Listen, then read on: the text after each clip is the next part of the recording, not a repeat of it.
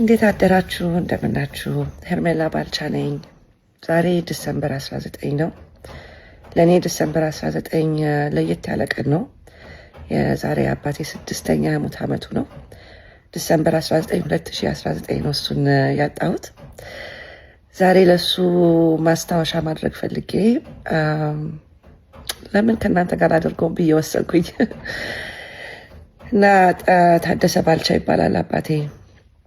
በጣም ደግ አባት፣ ፍቅር አባት ነበር። ሙሉ ዘር ነበር። በቃ ጓደኛዬም፣ ወንድሜም፣ አጎቴም ሁሉ ነገር ነበር። ከኔ ጋር በጣም እንቀራረብ ነበር። እንደኔ አይነት አባት ማንም ሰው ያለው አይመስለኝም። እህቶቼ ራሱ የኔ አይነት አባት ያላቸው አይመስለኝም። ያው እሱ በጣም በጣም በጣም ከመጠን በላይ ብዙ አመት እስከማስታወሰው ድረስ የሚፈልገው የነበረው ይሄንን ስራ እንድሰራ ነበረ። እናቴ ለምንድን ነው ወገኖችሽን የማትረጂው?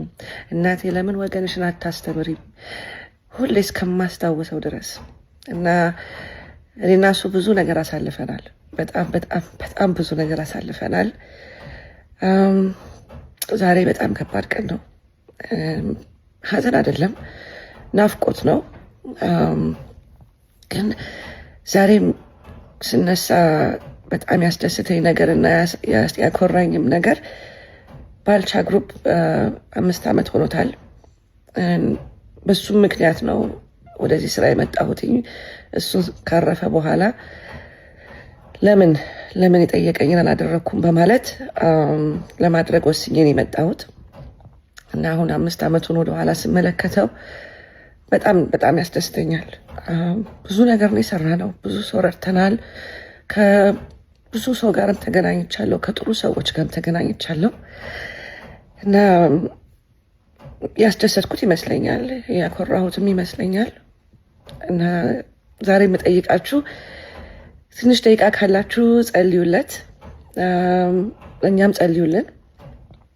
እናም ባለበት ደስተኛ እንዲሆን ነው የምፈልገው።